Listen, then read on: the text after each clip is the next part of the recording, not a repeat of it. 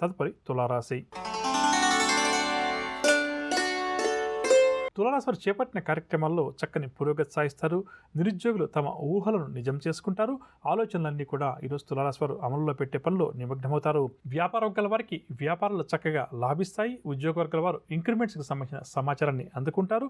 పారిశ్రామిక సాంకేతిక రంగాల వారికి సన్మానాలు, సత్కారాలు, సినీ, టీవీ కళాకారులు పట్టుదలతోటి ఆ అవకాశాలు కొన్నింటిని దక్కించుకుంటారు. విద్యార్థులకు కూడా నూతన అవకాశాలు లభిస్తాయి.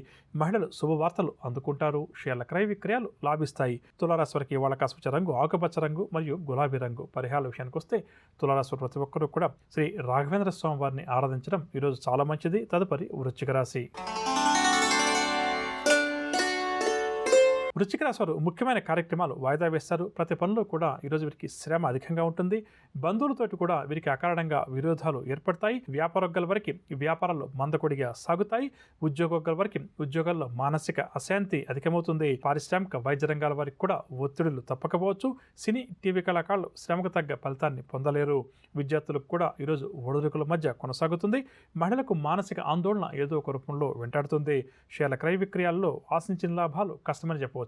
మొత్తం మీద వృశ్చిక రాశి వారికి ఈరోజు గ్రహస్థితి అంత అనుకూలంగా లేదు. చేయబోయే కార్యక్రమాల్లో ఆటంకాలు అధికంగా ఎదురవుతాయి కాబట్టి జాగ్రత్త వహించడం మంచిది. ఇవాళ కాస్పచ్చ రంగు గులాబీ రంగు మరియు లేత ఎరుపు రంగు. పరిహారాల విషయానికి వస్తే వృశ్చిక రాశి వారు ప్రతి ఒక్కరూ కూడా గణపతిని ఆరాధించడం ఈరోజు చాలా మంచిది. తదుపరి ధనురాశి.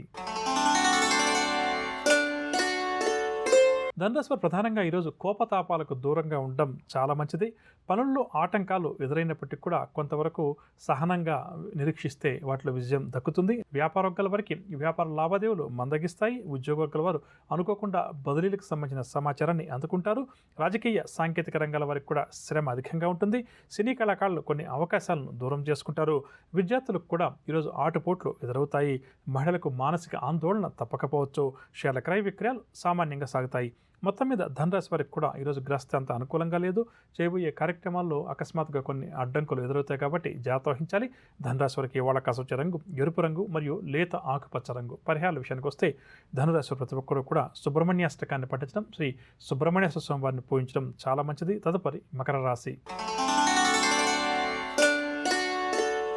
మకర రాశి వారికి ఆర్థిక లావాదేవీలు ఊపందుకుంటాయి. నూతన కార్యక్రమాలకు ఈరోజు ఈ రాశి వారు శ్రీకారం చుడతారు. ఆపదలో ఉన్నవారిని ఆదుకొని తమ దాతృత్వాన్ని ఈరోజు వీరు చాటుకుంటారు. ధార్మిక కార్యక్రమాలపై ఆసక్తి కూడా వీరికి అధికమవుతుంది. కుటుంబ సభ్యుల నుంచి చక్కని ప్రోత్సాహం కూడా లభిస్తుంది.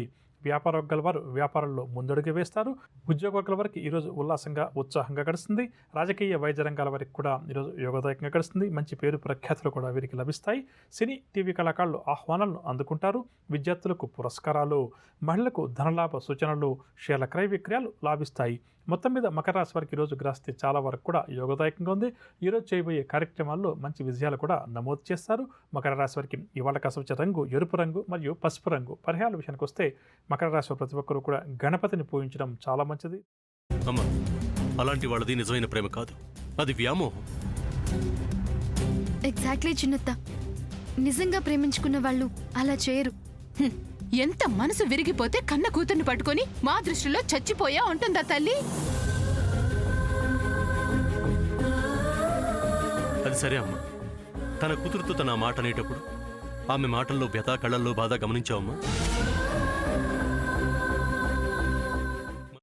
పెద్దబాబుకు బర్త్డే విషెస్ చెప్పు కూడా వెళ్ళాం కదా. ఊరికే ఎలా కాలిపోతుంది? మంట పెడితేనో పడితేనో తగలబడుతుంది.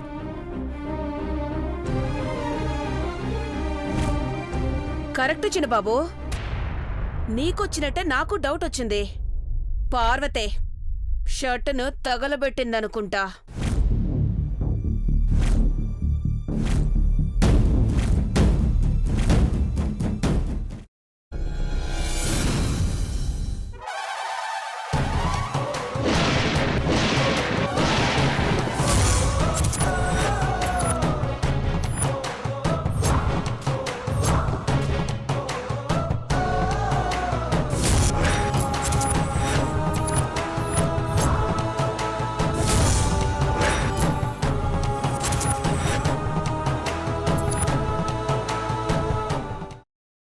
తర్వాత పొట్టు తీసేసి చాప్ చేసి పక్కన పెట్టుకోవాలి.